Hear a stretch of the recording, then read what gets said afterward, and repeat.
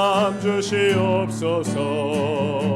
오 주님, 정직한 영을 새롭게 하소서. 정결한 맘 주시옵소서. 오 주님, 정직한 영을 새롭게 하소서. 나를 주님 앞에서 멀리하지 마시고 주의 성령을 거두지 마옵소서. 그 구원의 기쁨 다시 회복시키시고 변치 않는 맘 내 안에 주소서. 다시 찬양합니다. 정결한 맘 주시옵소서. 오 주님, 정직한 영을 새롭게 하소서. 정결한 맘 주시옵소서. 오 주님, 정직한 영을 새롭게 하소서.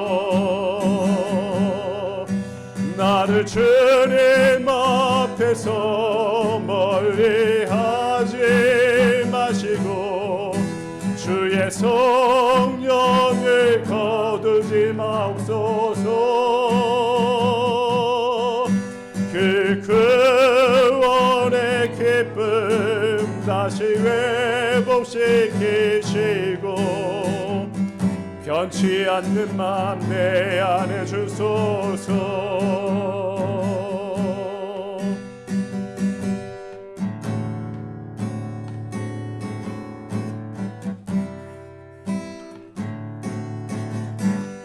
지치고 상한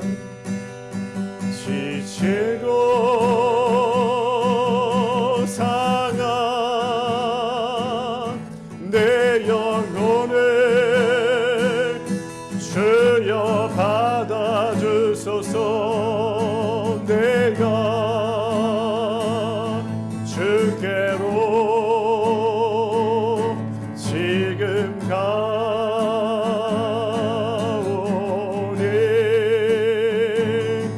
버림받고 깨진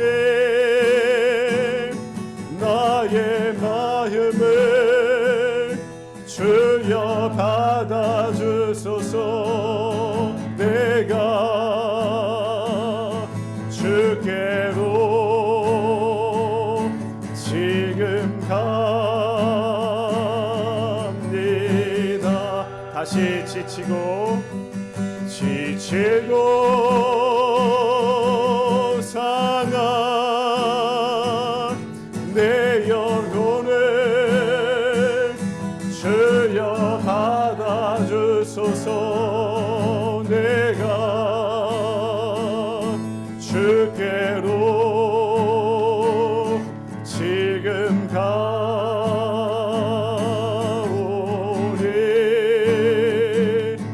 버림받고 깨진 나의 마음을 주여 받아주소서. 내가 주께로 지금 갑니다.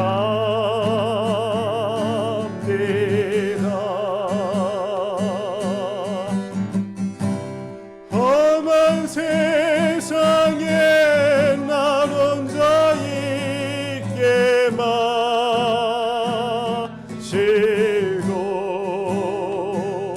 오 주여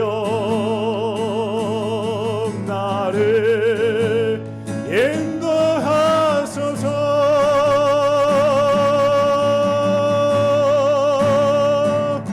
거친 비바람 불어올 때 나를 보호하시고 오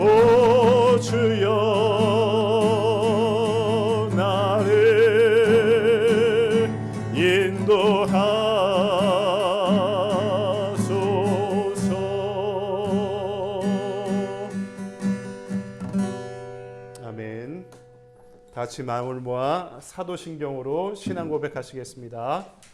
전능하사 천지를 만드신 하나님 아버지를 내가 믿사오며 그 외아들 우리 주 예수 그리스도를 믿사오니 이는 성령으로 잉태하사 동정녀 마리아에게 나시고 본디오 빌라도에게 고난을 받으사 십자가에 못 박혀 죽으시고 장사한 지 사흘 만에 죽은 자 가운데서 다시 살아나시며 하늘에 오르사 전능하신 하나님 우편에 앉아 계시다가 저리로서 산자와 죽은 자를 심판하러 오시리라. 성령을 믿사오며 거룩한 공예와 성도가 서로 교통하는 것과 죄를 사하여 주시는 것과 몸이 다시 사는 것과 영원히 사는 것을 믿사옵나이다. 아멘. 다시 일어나셔서 우리 송영의 찬송을 부르겠습니다.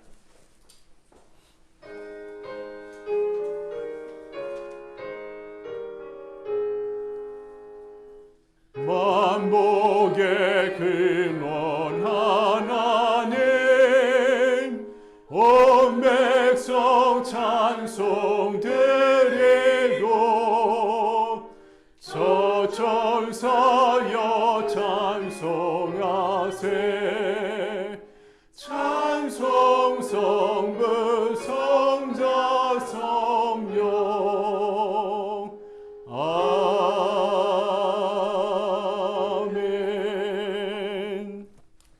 자리에 앉으시겠습니다. 오늘 이 시간의 예배를 위해서 김봉예 권사님 나오셔서 대표로 기도 인도해 주시겠습니다.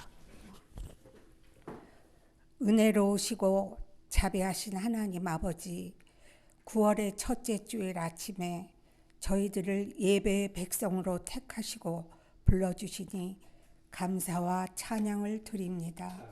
사랑의 하나님, 우리가 살아가는 모든 것이 주님이 지켜주시지 아니하면 아무것도 스스로 행할 수 없음에도 감사하기보다는 없는 것과 모자란 것에 불평하며 살아가는 저희의 부족함과 무지함을 아버지 앞에 고백드리오니 용서하여 주시옵소서.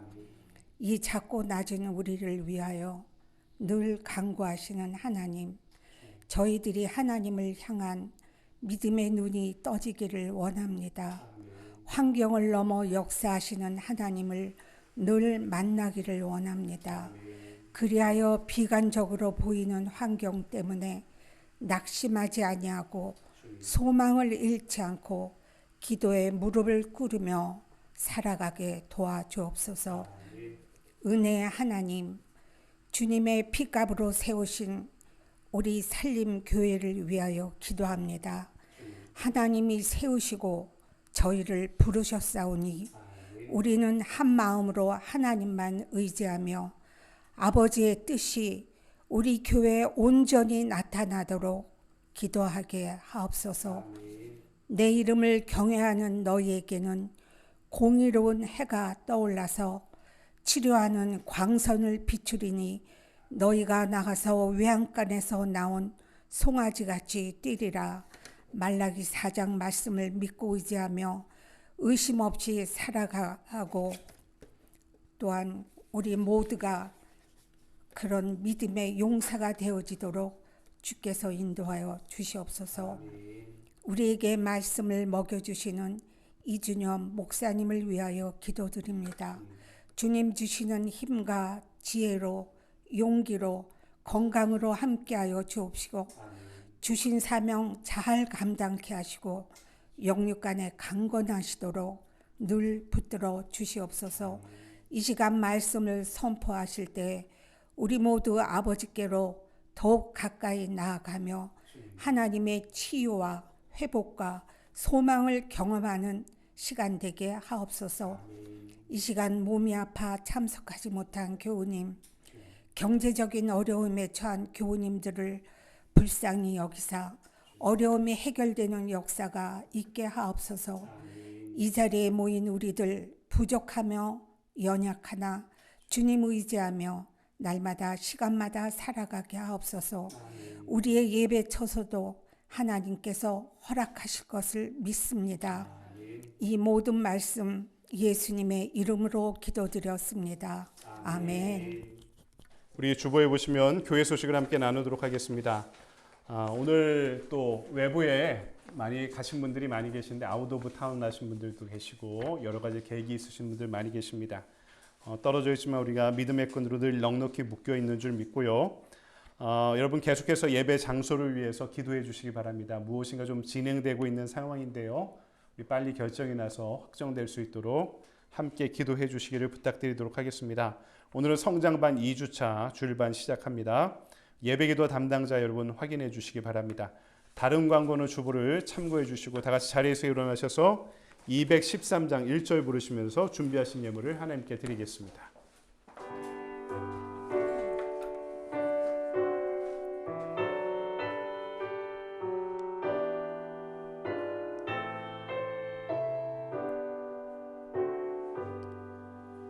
나의 생명 드리니 주여 받아 주셔서 세상 살아갈 동안 찬송하게 하소서. 아멘. 하나님, 분주하고 고단한 중에도 우리의 시간을 주님을 위해 성별하여 드립니다. 우리의 마음을 드립니다. 정성을 드립니다. 믿음을 드립니다. 지고지순한 가치를 드립니다. 재물을 드립니다. 우리의 생명도 주님께로부터 왔사오니 주님의 것임을 고백합니다. 이 시간 우리가 드리는 이 모든 것들을 받으시고 흠양하실 때 하나님의 공의와 사랑의 나라가 확장되도록 사용하여 주시고 이 예물 드리는 우리를 축복하여 주시옵소서. 그리하여 우리의 믿음이 날마다 자라고 자라 우리의 몸도 하나님이 기뻐 받으시는 거룩한 산제물로 드리게 하여 주셔서 세상 살아가는 동안 의의 무기로 우리가 살아갈 수 있도록 우리를 인도하시고 축복하여 주시옵소서. 주님, 분주한 이들 가운데 하나님 그 정성의 마음을 더하시고 하나님 아픈 이들을 치유하시고 회복해 하시고 믿음이 연약하여 방황하는 이들은 오늘 이 거룩한 예배를 통해 굳건한 믿음의 반석 위에 세우실 때 우리의 삶의 뿌리가 주님에 닿아 있게 하여 주셔서 주님 허락하신 일용할 양식과 은혜로 우리의 삶을 채울 수 있도록 인도하시고 축복하여 주시옵소서. 거룩하신 주 예수 그리스도의 이름으로 감사하며 기도드리옵나이다. 아멘. 성경 말씀 서신체로 함께 보도록 하겠습니다. 오늘 우리에게 주신 말씀 우리가 너무나 잘 알고 있는 말씀이죠. 시편 23편의 말씀입니다. 1절로부터 6절까지의 말씀 찾으셨으면 저 한 절 여러분 한 절씩 번갈아 교독하도록 할까요? 여호와는 나의 목자시니 내게 부족함이 없으리로다. 그가 나를 푸른 풀밭에 누이시며 쉴만한 물가로 인도하시는도다. 내 영혼을 소생시키시고 자기 이름을 위하여 의의 길로 인도하시는도다. 내가 사망의 음침한 골짜기로 다닐지라도 해를 두려워하지 않을 것은 주께서 나와 함께 하심이라. 주의 지팡이와 막대기가 나를 안위하시나이다. 주께서 내 원수의 목전에서 내게 상을 차려주시고 기름을 내 머리에 부으셨으니 내 잔이 넘치나이다. 내 평생의 선하심과 인자하심이 반드시 나를 따르리니 내가 여호와의 집에 영원히 살리로다. 아멘. 주님의 말씀입니다. 아멘. 자리에 앉으시겠습니다. 이 시간 오늘 우리에게 주신 말씀 가지고 믿음을 되찾는 방법이다라는 제목으로 하나님의 말씀을 증거하도록 하겠습니다. 믿음을 되찾는다라는 것은요, 믿음을 잃어버렸다는 것을 전제로 하죠. 우리가 믿음을 신앙생활하면서 왜 잃어버리게 됩니까? 영적인 게으름도 있고요, 잘못된 신앙의 습관도 있고요, 또 우리 그동안 경험했던 팬데믹과 같은 아주 절망적인 환경이 우리의 믿음을 훼손시킬 때도 있습니다. 반대로 하나님을 잊어버릴 정도로 성공해서 너무 성공해서 믿음을 잃어버리는 사람들도 종종 보게 됩니다. 그 모든 환경이 우리가 믿음을 잃어버릴 수 있는 여건이라는 것이죠. 오늘 시편의 다윗의 고백은요, 우리가 때로는 잃어버리는 믿음을 되찾을 수 있는 신앙의 진보를 이룰 수 있는 핵심적인 말씀을 우리에게 전해주고 있는데요. 저에게도 이 시편과 관련 개인적인 체험이 있습니다. 어려서부터 우리가 이제 시편 8편, 시편 1편, 시편 23편 이런 말씀은 뭐 성경 통독 대회 이런 것들, 성경 암송 대회 이런 것들 많이 하잖아요. 제가 우리 성경 공부하면서 성경 암송하라고 그러니까 잘 암송을 못 하겠다 그렇게 말씀하시는데 당연하고요. 보통 초, 중, 고 이때 외웠던 말씀이 지금까지 외워지더라고요. 저도 이 23편의 말씀이 초등학교 때인가 중학교 때 교회에서 외우라고 한 말씀이어서 그때 외웠기 때문에 지금까지 외워지는 것 같습니다. 이 말씀은 저에게도 아주 간절한 말씀으로 다가왔던 적이 2006년도에 추석이 지나고 나서 그 다음 주였습니다. 제가 지금도 정확하게 기억이 나는데 신문사에 있을 때인데 분당에 있는 만나교회를 제가 취재를 가서 주일 예배를 드리고 행사 취재를 하고 오던 길에 저희 아버지한테 급박하게 전화가 왔습니다. 어머니가 쓰러지셨다.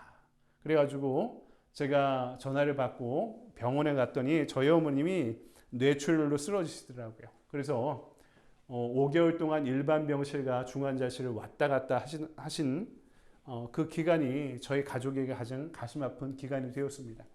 저희 어머니가 입원했던 병원이 용산에 있던, 지금 없어졌어요, 중앙대병원에 입원하신 상황이었고요. 제가 감리교 본부 신문사에서 근무할 때 본부가 광화문에 있었습니다. 가까운 지근거리라서 제가 거의 매일 방문했던 것으로 기억합니다. 저녁 야근인 신문사라 야근이 매일 있거든요.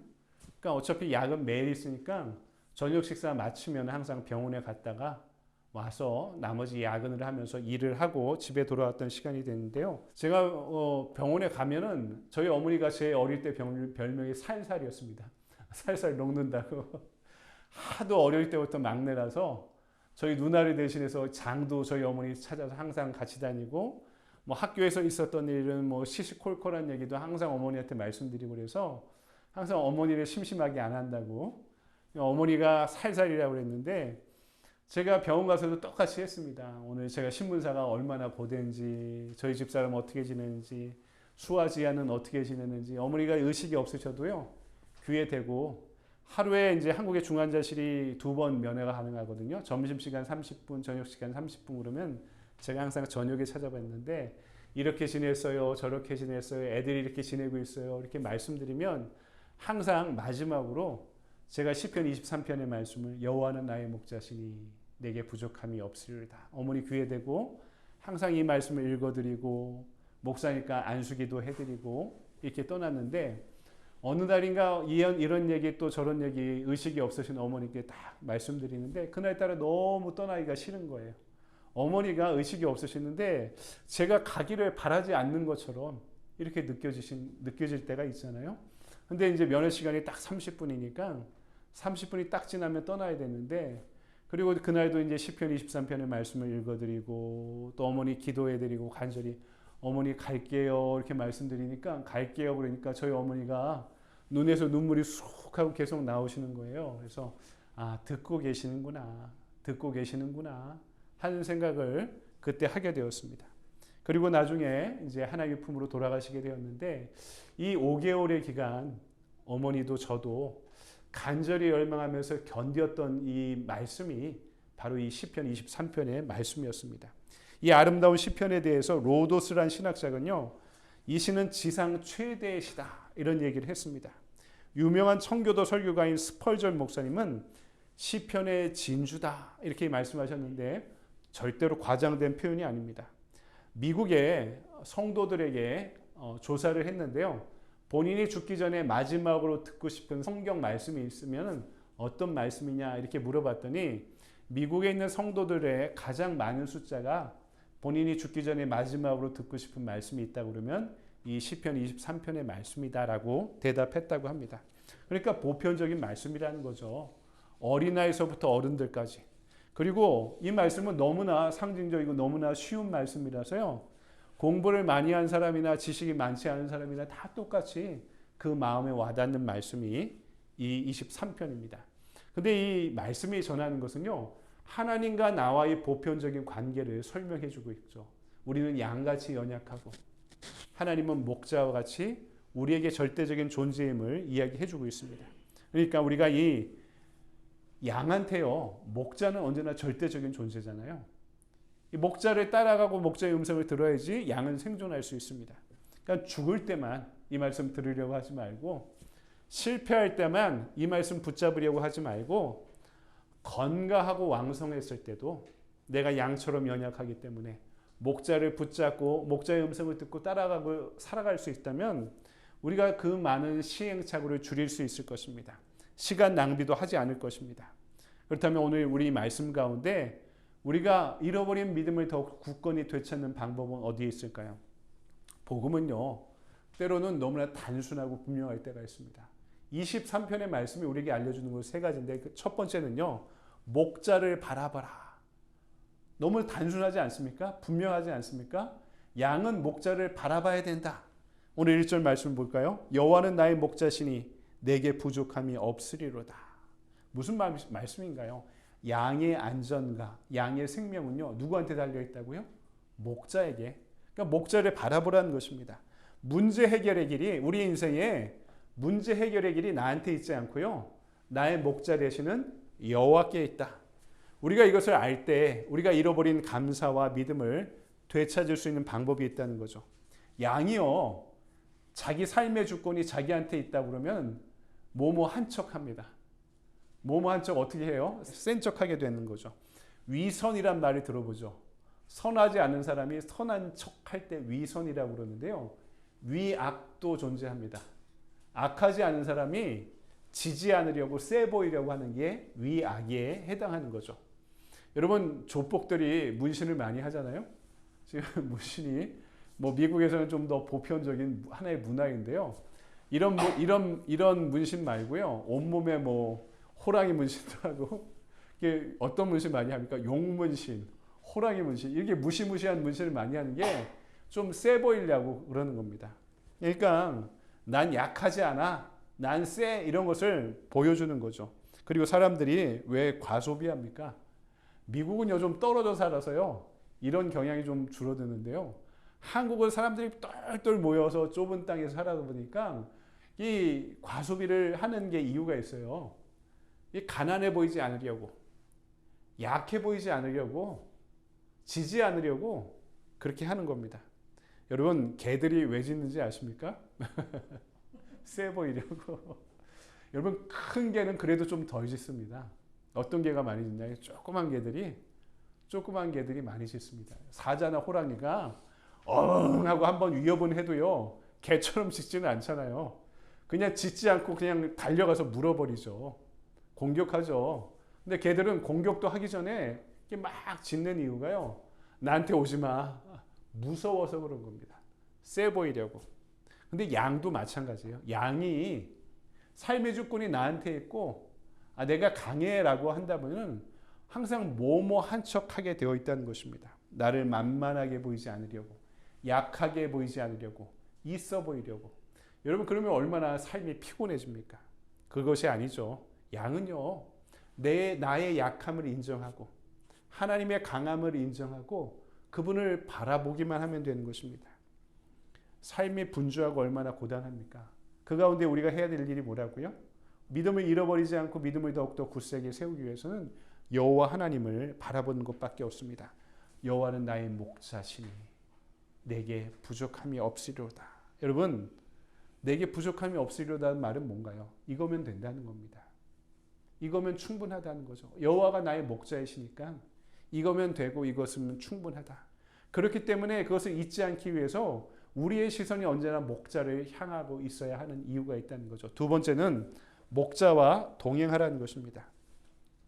약한 양도요, 먹고 살만해지면 교만해집니다. 그래서 내가 한다는 생각이 삶의 자기 주도권이 강해집니다. 그러니까 조언을 구하지 않고 들으려고 하지 않고 내가 먼저 결정하고 선택하고 말하려고 합니다. 양이 특징이 있는데요, 양이 시력이 약하대요. 근데 청력이 뛰어나다고 합니다. 그러니까 앞에 있는 양들은요, 양들 작은 인원들을, 작은 양들을 데리고 다니면 그냥 목자를 보고 다니는데요. 보통 이제 우리 무슨 드라마나 영화나 다큐멘터리 이런 거 보면은 수십 마리, 수백 마리의 떼를 목자가 몰고 다니고 목자 혼자 다니기에 모자라니까 양치기 개가 옆에서 돕잖아요. 근데 이게 양들이 가면 길이 좁아서 한참 떨어져 있을 수도 있더라고요. 그럼 앞에 양들은요, 얘야 하고 따라와라 하는 목자의 음성을 듣고 따라가고요. 맨 뒤에 있는 양들은 음메 음메 하면서 앞에 가는 양들의 소리를 듣고 따라가기 마련이라는 거죠. 여러분, 잘 들어야지 쫓아갈 수 있습니다. 로마서 10장 17절, 그러므로 믿음은 들음에서 나고 들음은 그리스도의 말씀으로 말미암았느니라. 우리 믿음이 어디서 난다고요? 그리스도의 말씀을 들음으로부터 생겨난다는 거죠. 여러분, 신앙생활하면서도 중요한 것은 다른 사람 얘기 들으려고 사람 얘기 듣고 신앙생활하는 게 아니라 하나님의 음성을 들으려고 노력해야 된다는 것입니다. 하나님이 우리한테 두 개의 귀와 하나의 입을 주셨죠. 그 말은 뭡니까? 어떤 뜻입니까? 한 번 말하면 두 번 들으라는 이야기입니다. 듣기가 더 어렵다는 이야기죠. 요새 어른들을 보고 꼰대라고 그러잖아요. 꼰대는 누군지 아십니까? 두 번 말하고 한 번도 듣지 않으려고 하는 사람이에요. 자기 말만 하는 사람이 꼰대입니다. 귀가 있고 입이 있으면 한 번 말하고 두 번은 들어줘야 되는데 한 번도 안 듣고 계속 말하려고 하는 사람이 꼰대라는 것이죠. 하나님이 꼰대가 아니에요. 누군가 내 이야기를 잘 들어주면요, 우리 안에 있는 한과 원이 풀어집니다. 교회는 그런 곳이 돼야 되죠. 하나님과 우리의 관계도 마찬가지입니다. 왜 우리가 힘들 때마다 울부짖으면서 하나님께 기도합니까? 하나님 제발 들어주세요. 알아주세요. 왜 그렇게 기도합니까? 그분이 들어주시는 분이기 때문에 그런 거죠. 들어주시기 때문에. 근데 우리는 잘 안 듣습니다. 모든 것을 내가 결정하죠. 우리 민주주의가 발전하면서 근대 민주주의의 정신은요, 사람이 객체가 아니라 주체라는 겁니다. 전에는 왕만이 주체였고 왕의 나라였는데 민주주의라는 것은 한 사람, 국가가 국민을 위해 존재한다는 것, 사람들을 위해 존재한다는 것, 한 사람을 위해 존재한다는 것이 이 민주주의의 시작이 된 거죠. 자기 결정권이 매우 중요한 시대가 되었습니다. 근데 내가 결정하면 항상 성공적입니까? 내가 결정한 것이 항상 행복합니까? 옛날에는 심지어 결혼도 부모가 결정해 줬는데 지금 내가 결정한다고 선택한다고 그만큼 더 좋아졌냐 묻는 것입니다. 우리는 능력이 없는데 너무 많은 자기 결정과 또 권한을 가지려고 합니다. 그러다 보니까 어떻게 합니까? 스트레스가 많습니다. 반면에요, 양은 어떻습니까? 전적으로 자기의 생존에 관한 모든 것을 목자에게 위탁합니다. 신앙생활이라는 것은요, 거기서부터 시작하는 겁니다. 나는 죄인이고, 나는 연약하고, 나는 부족하고, 하나님은 강하시고, 능력이 있으시고, 우리를 구원하시고, 우리의 모든 것이 되신다. 그래서 우리 신앙생활이라는 것은 그 출발은 그분의 음성에 귀 기울인 것 이외에 다른 것이 아니라는 것입니다. 그러니까 주님께 의뢰하지 못하고 듣지 않고 말하기만 하니까 우리 삶에 평안이 없는 것입니다. 다 맡기라고, 하나님을 의지하라고, 전적으로 신뢰하라고 오늘 시편 23편의 말씀이 이야기하는 거죠. 3절에 내 영혼을 소생시키시고 말씀하신데 이 소생시키다라는 단어가 신학자 마이어라는 사람이 이렇게 주석합니다. 죽음의 문턱에서 생수를 마심으로 죽음 직전의 양이 생명을 되찾는 모습이다. 광야를 지나다가 못 먹고 못 마셔서요, 탈진해 버렸어요. 이 죽음 직전에 있어요, 양이. 근데 바로 앞에 샘이 있는 걸 발견해서 억지로 양이 기어가서 물을 먹고, 시원한 물을 먹고, 야, 살아났다 하는 장면이 내 영혼을 소생시키시고 라는 장면이라는 것이죠. 여러분, 진이 다 빠져버린 사람들, 죽음을 염두에 둔 사람들이 어떻게 회복됩니까? 우리 인생 살아가면 그런 때가 있지 않았습니까? 야, 진짜 죽을 것 같다. 진짜 죽을 것 같다. 그때 주님의 함께 하심을 경험할 때 우리의 영혼이 소생시키시고라는 것을 우리가 경험하는 것이죠. 왜냐하면 그분은 나를 회복시키실 뿐만 아니라 나를 위해 대신 싸우시는 분이기 때문에. 내가 사망의 음침한 골짜기로 다닐지라도 해를 두려워하지 않을 것은 주의 지팡이와 막대기가 나를 안위하시나이다. 이 목동들이 지팡이를 갖고 다니는 이유가 있습니다. 그것은요, 평소에는 양을 모는 도구인데요, 전시에는요 그게 창이 되고 무기가 되는 것입니다. 팬데믹 상황을 지날 때 참 우리가 어려웠습니다. 교회들도 어려웠고요. 저도 전에 있던 교회에서 목회가 많이 어려웠습니다. 그 전에 있던 교회에서 그래도 팬데믹 기간에 신방을 많이 다녔는데 어려우신 분들이 보통 이제 자영업 하시는 분들이 많이 어려우셨죠. 특히 세탁소 하시는 분들, 또 빌딩에서 카페테리아 하시는 분들, 이런 분들이 이런 직종들이 많이 힘들었어요. 한참 힘들 때 보니까 이 세탁소 하시는 분들은요, 보일러를 매일 돌리시던 분들이 일주일에 한 번씩 돌리더라고요. 손님들이 그만큼 줄어서 이게 얼마나 힘들겠습니까? 카페테리아 하는 분들도요, 평소에 장소가 그렇게 많이 잘 된 분들이 팬데믹 때니까 다 재택근무 하잖아요. 사무실 나오지 말라고. 그러니까 빌딩 안에 있는 식당에서 식사를 안 하시는 거예요. 그러니까 하루 매출이 하루에 100불이 안 된다고. 근데 이제 렌트비는 또 내야 되는 상황이 되어버리는 거죠. 이거 어떻게 합니까? 견딜 수밖에 없는 거죠. 그때는요, 무조건 견디는 수밖에 없는 것입니다. 버텨야 하는 것이죠. 그때가 내가 사망의 음침한 골짜기를 지날 때입니다. 예전에 헐리우드 영화의 금자탑이 된 클래식 장르의 영화 사운드 오브 뮤직을 보니까 거기서 제가 제일 좋아하는 대사가 있습니다. 주인공 여자가 이 수녀가 되려고 하는데 수녀가 못 되고 이 수녀원에서 나중에 나가죠. 사고를 많이 치니까 넌 수녀가 어울리지 않는다고 원장님이 다른 곳에 가정교사로 보냅니다. 그러면서 그녀한테 한마디를 하는데 제가 그 대사를 지금까지 기억합니다. 하나님께서는 한쪽 문을 닫으실 때 다른 한쪽 문을 여시는 분이십니다. 다쳤다고 난 망했다 그러는 게 아니라 그때는 우리가 기다리면서 견디면서 버티면서 나에게 열어주시는 문이 어디인가를 기다려야 할 때인 거죠. 그래서 믿는 사람은요, 절대로 속 사람은 꺾여서는 안 됩니다. 믿음의 사람은요, 방황할 수도 있고 절망할 수도 있는데요, 끝끝내 속 사람은 꺾여서는 안 됩니다. 믿음을 잃어버리지 않고 이 속 사람이 꺾이지 않아야 회복이 가능해지는 것입니다. 목자의 음성을 듣고 그분을 따르며 동행할 때 우리는 우리를 지켜주시는 그분 안에서 회복을 경험하게 될 줄 믿습니다. 마지막으로 양들이 해야 될 것은 목자의 격려를 경험하는 것입니다. 5절, 주께서 내 원수의 목전에서 내게 상을 차려주시고 기름을 내 머리에 부으셨으니 내 잔이 넘치나이다.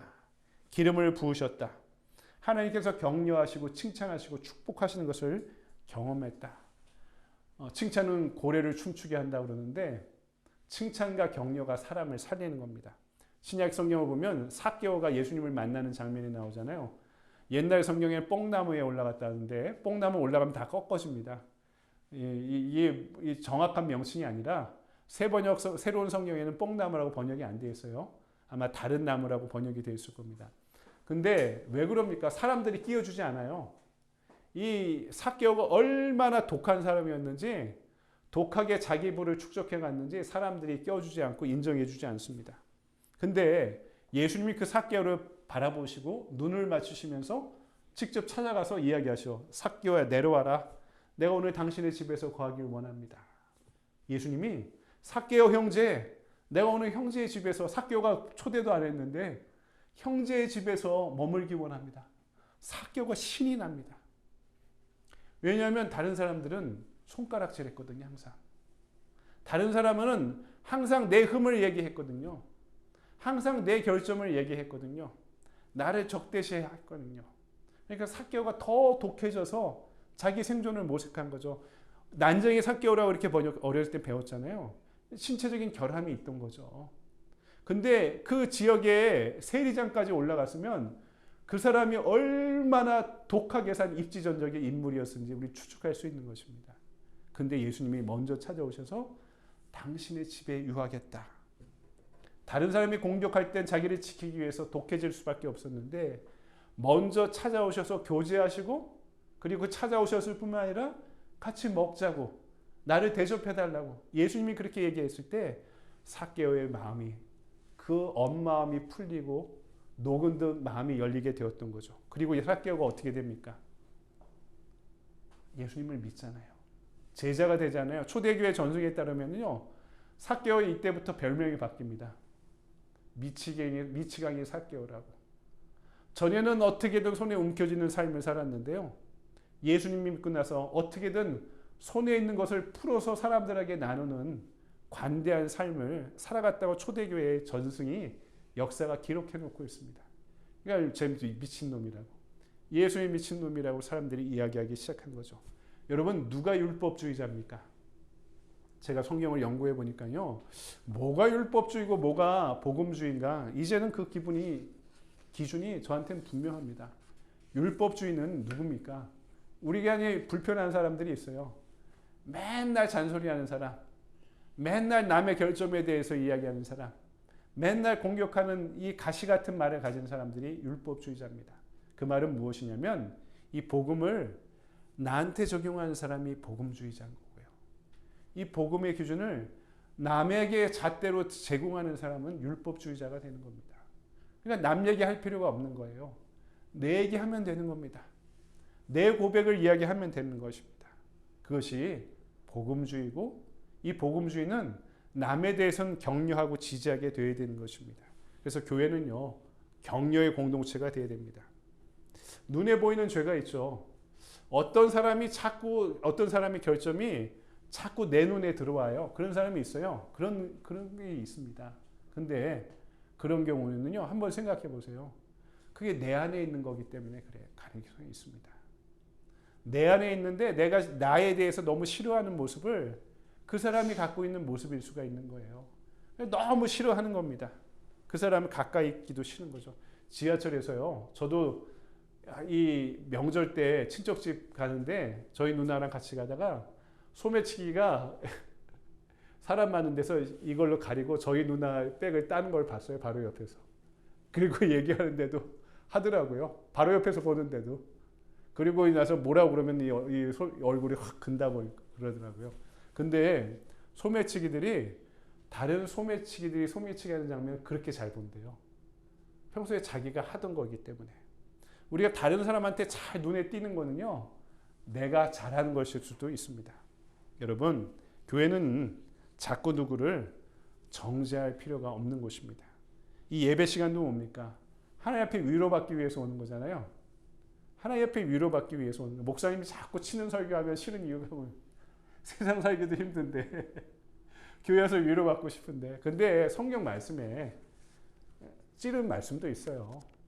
우리 심판하시는 말씀도 있고, 말씀대로 설교하면 되는 거죠. 근데 다 누구를 염두에 두고 목사님들이 설교하면은 이게 불편한 거죠. 그래서 싫은 거고. 그러니까 교회에 와서 우리가 예배 드리는 이유가 뭡니까? 하나님한테 말씀으로 격려받고 위로받아 힘을 얻어 세상을 향해 나가기 위해서입니다. 근데 우리만 그런 게 아니에요. 하나님도 마찬가지세요. 하나님도 우리한테 칭찬 듣고 싶으시대요. 우리가 할렐루야 그러잖아요. 이 말에 앞에 있는 접두 할랄이란 말이 칭찬한다는 뜻이에요. 할렐루야 그러면 하나님 찬양합니다, 하나님 칭찬합니다, 이런 뜻입니다. 하나님도 이 예배 시간을 통해 칭찬 듣고 경배받고 영광을 얻으시기 원하시는 것입니다. 로마서 12장 15절에 그래서 이렇게 말씀합니다. 즐거워하는 자들과 함께 즐거워하고 우는 자들과 함께 울라. 교회는 이런 곳이, 공동체는 이런 곳이 되어야 하는 것이죠. 즐거움도 나누고 슬픔도 나누고. 근데요, 제가 딱 보니까 슬픔은 좀 나눠요. 근데 즐거움은 잘 못 나눕니다. 우리 심성이. 특히 이민사회는 더 그래요. 슬픔은 잘 나누는 이유가 있어요. 슬픔은 나보다 좀 못해서 생기는 거잖아요. 저 사람의 슬픔이 어떤 결핍이 있거나 아픔이 있거나 상처가 있거나 나보다 좀 못한 거예요. 그러니까 안심이 돼. 그래서 내가 넉넉하게 관대하게 격려하고 슬픔을 같이 해요. 근데 칭찬하면은 그 사람이 성공했다 그러면은 배가 아픈 거죠. 저 사람이 잘 됐다 그러면 잘 된 걸 보지 않고 잘 됨에도 불구하고 그 사람한테 어떤 결점이 있는가. 쟤는 저래서 안 돼. 우리가 그렇게 얘기하는 게 슬픔은 좀 나누는데 기쁨은 나누는데 인색해서 그런 것입니다. 여러분, 그래서 한국에서 청소년들이 생일 되면 뭐 줍니까? 생일빵 하잖아요. 생일빵. 새 옷 샀다고 그러면 발로 밟아주고요. 새 신 샀다면 발로 밟아주고 생일 맞이되면 막 때려줍니다. 그래서 막 때리면서 뭐라 그럽니까? 왜 태어났니? 왜 태어났니? 그러면서 막 때려줘요.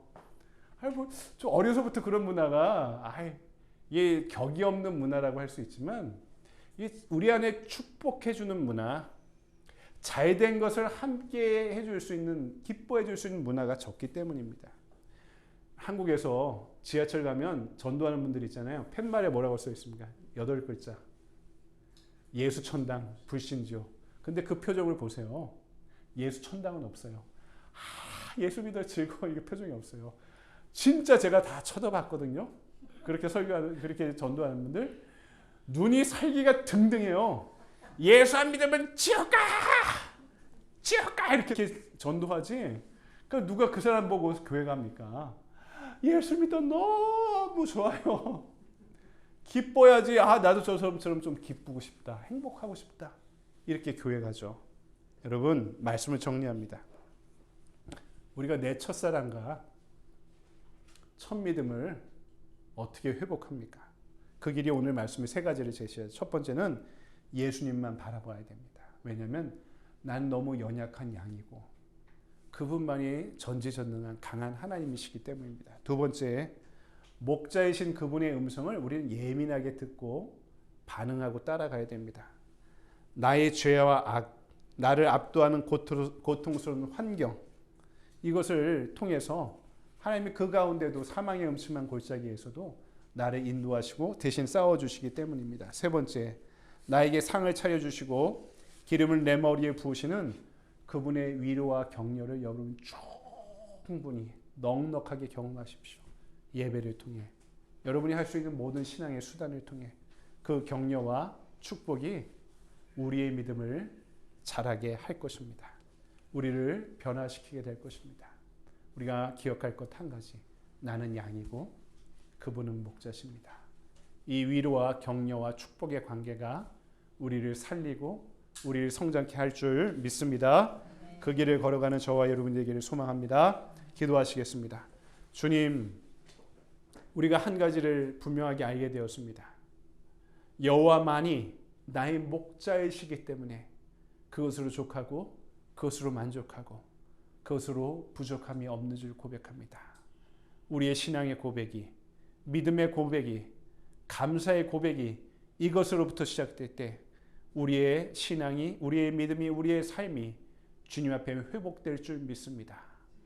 날마다 나를 인도하시고 이끌어 주시고 주님의 음성에 귀를 기울이게 하시고 따르게 하시고 순종케 하시고 주님이 허락하시는 충분한 축복과 격려와 지지 가운데 날마다 주님을 향해, 주님의 장성한 분량을 향해 성장하며 당당히 나아가는 우리의 신앙의 발걸음, 인생의 발걸음이 될 수 있도록 주여 우리를 인도하시고 축복하여 주시옵소서. 거룩하신 주 예수 그리스도의 이름으로 감사하며 기도드리옵나이다. 아멘. 다시 일어나서 함께 찬양할까요? 격려의 찬송 384장 함께 찬송하고 축도 예배를 마치겠습니다.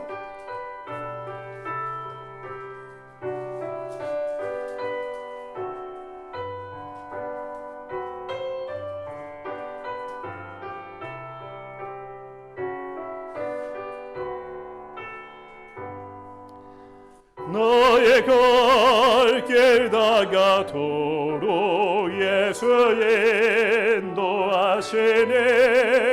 내 주 안에 있는 긍휼 어찌 심하리요. 믿음으로 사는 자는 하늘 위로 받겠네. 무슨 일을 만나든지 만사 형통하리라. 무슨 일을 만나든지 만사 형통하리라.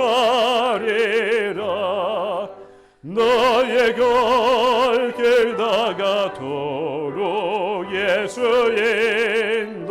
인도하시네. 어려운 일 당한 때도 족한 은혜 주시네.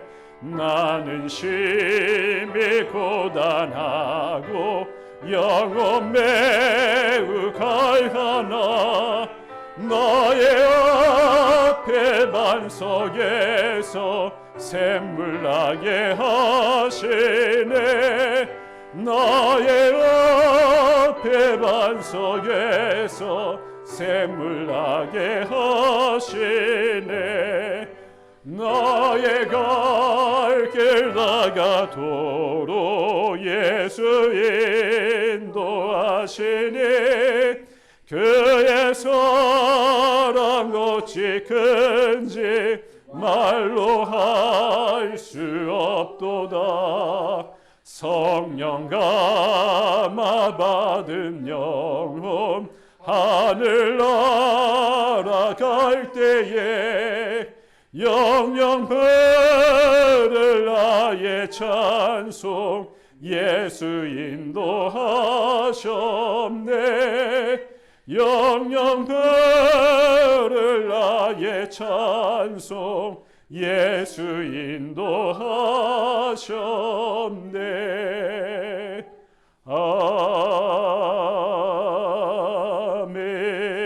아멘.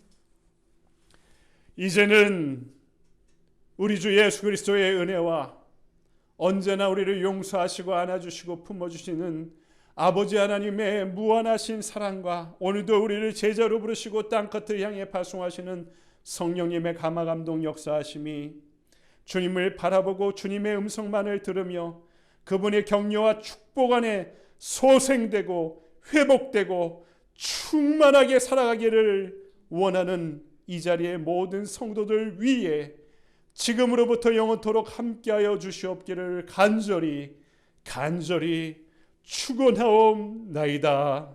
아멘.